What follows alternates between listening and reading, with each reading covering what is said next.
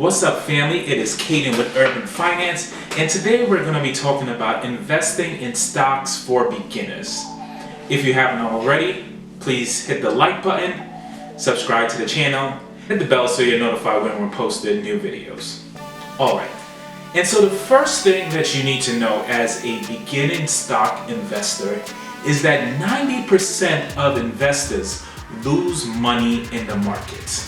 Yes, you heard that right. And these are professional investors. 90% of them lose money. And so that's the first thing that you need to know. And the reason why is because a lot of these investors, some of these mutual funds investors, they're competing against multi-billion-dollar companies that practice something called high-frequency trading. And so, say for example, it may take you or I half of a second in order to click the button to buy a stock on E-Trade. In that same time, these investors using high-frequency trading with their supercomputers are trading and selling thousands of stocks, making millions, sometimes even billions in profits from micro trading. And so if you're trying to compete against these multi-billion-dollar companies that literally run wires between Wall Street and wherever their office is located just so they can practice high-frequency trading or shave seconds off of the delay from when they click the button or the computer processes the trade, you're not going to win. You're not going to win against these companies. And so for the average investors, one of the best things you can do is not focus on chasing returns. And that means not focus on seeing when Apple goes up and then buying it and selling it. That is how the stock market has been portrayed. So you want to buy into Apple, you want to buy into Netflix, you want to buy into Facebook. That is not the best way for the average investor to do it. The best thing for the average investor to do is focus on index fund trading or investing. Tony Robinson talks a lot about this in his book, Money, Master the Game. Definitely recommend you buy it. It's one of the best books I've ever read about investing, so make sure you check it out. So number one, like I said, you want to focus on index funds. So instead of chasing returns from Amazon, Facebook, and what other popular stock there is out there at the time, you want to focus on index fund investing. And what an index fund is usually a group of stocks that are pooled together. What usually happens for most investors is that they buy when something is super popular, so they buy high, and when that company is going down, then they sell. And so that's why most people lose money, because as you see your money is just getting cut by 15, 20, 30%, you sell the stock. And that's why a lot of investors that buy into specific companies lose money.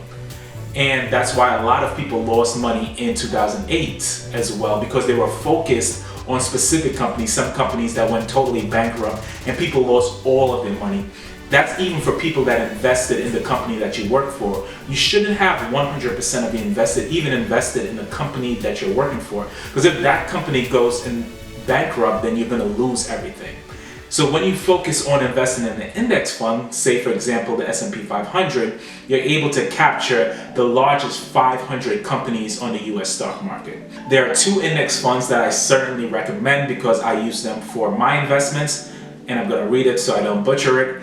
It is the Vanguard Total Stock Market Index. It is VTSMX, and that has gotten about a 24% return this year only.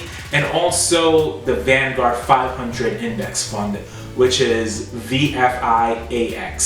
And that has also gotten about a 24% return, or something that's equivalent to them. Different of Vanguard's index funds have different expense ratios based on the amount you have invested. And so once it's an equivalent investment, those are usually good. Some of them are maybe 0.04, some may be 0.004, depending on the amount you have invested. But those are two of the best index funds out there, in my opinion, that you could potentially invest in. Like I said, I use one for my 401k and the other for my Roth IRA. Okay, number two. The second most important thing for the average investor is take a good hard look at your fees and your taxes, because depending on what those are will make a huge difference in your investment strategy. Sometimes we don't understand the difference a 1% fee can make on your retirement. So I'm going to link a video that will show you the difference that 1% in fees can make on your investment. And sometimes we're invested in mutual funds that have a whole lot of hidden fees that can range to as much as 3.17%. And that makes a huge difference over the course of 20-30 years of investing.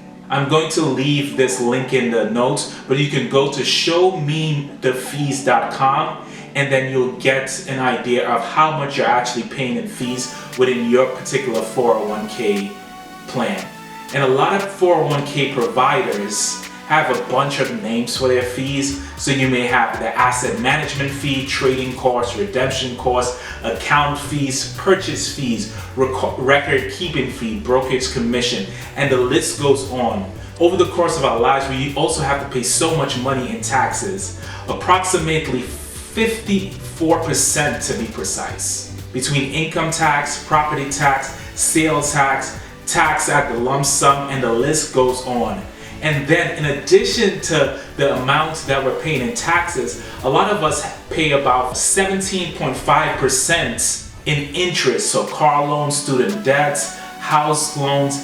And so between taxes and interest on debt, sometimes we're paying about 60% of our income. It seems crazy, and it really is, 60 to 70% of our income just going into these things. And so that is why for the average investor, making sure that you reduce these things as best as possible is the first strategy to becoming wealthy, or first strategy to investing in the stock markets. Obviously, the best things for taxes as it relates to investing is investing in a tax deferred account. So that's your Roth IRA, 401k, 403b, whatever that tax shelter is for you. Make sure that is the first place your money is going. Also, you don't want to pay too much capital gain taxes on your money. So if you buy and trade stocks frequently, you would usually have to pay capital tax gains on the earnings. And so how you reduce that is by making sure you let your investments sit for at least 1 year so you don't have to pay those capital tax gains, or as high as the capital tax gains. Again, part of the strategy is reducing fees and reducing taxes. And the last and final thing that the average investor really needs to do to make sure that they are successful in the stock market or investing is to reduce risk. Warren Buffett has a rule for investment, and it goes: rule number 1, don't lose money, and rule number 2, see rule number 1. This is so important because if you lose 50% on your investment, you need a growth of 100% in order to make that loss up. And so one of the best ways to reduce risk or reduce your ability to lose money in the market, it is called asset allocation. The first strategy that I'm going to share with you comes from Ray Dalio. He's the founder, co-chair, and co-chief investment officer of the investment firm Bridgewater Associates, one of the world's largest hedge funds. His approach is the well-known as the all-weather or all-seasons approach portfolio. And it says to invest 30% in stocks, 40% in long-term US bonds, 15% in intermediate US bonds, 7.5% in commodities, and then 7.5% in golds. And this all-weather approach is meant to make sure that you can grow money in all seasons of the market. And so it's typically said that the markets has 4 seasons: inflation, deflation, rising economic growth, and declining economic growth. And each one of these asset classes performs better in those particular buckets.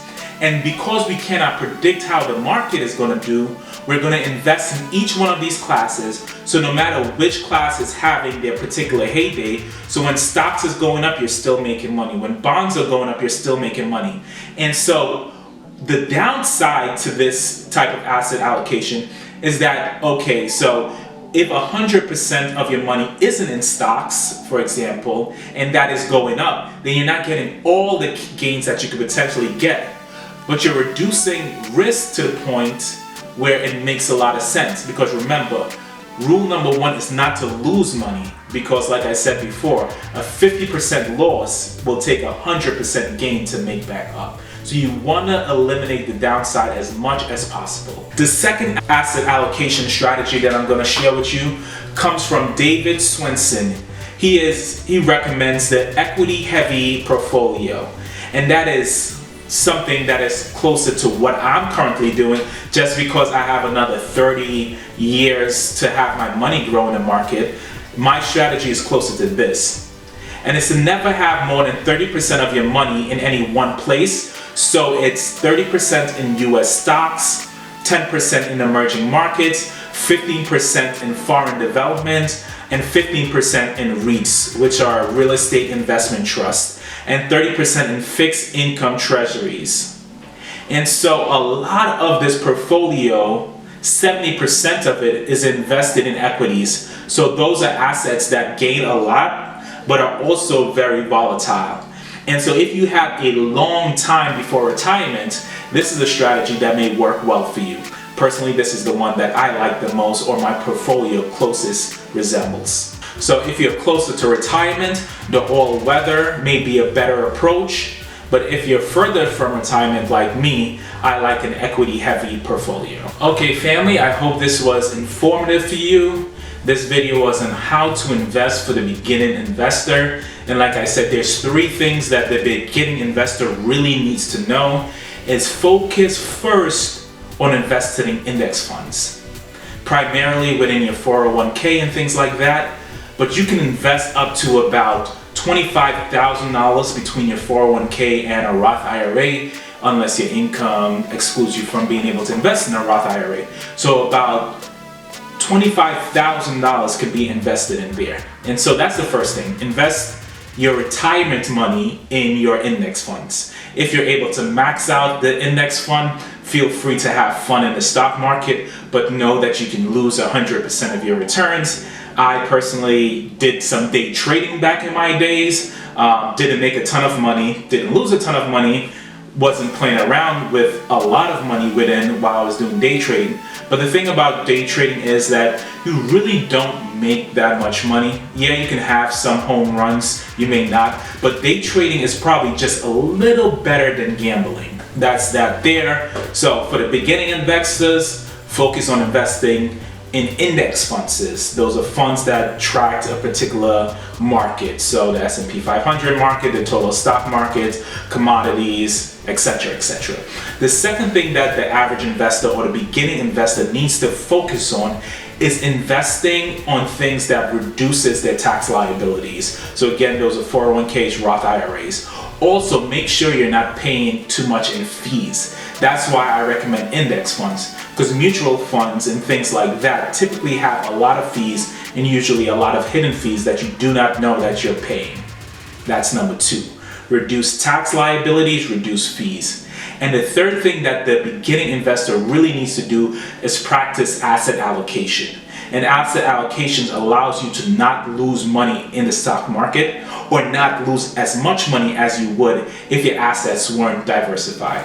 So as always, thank you for watching. Like I said, hit the like button, subscribe to the channel. See you soon. Live your best life. Love you.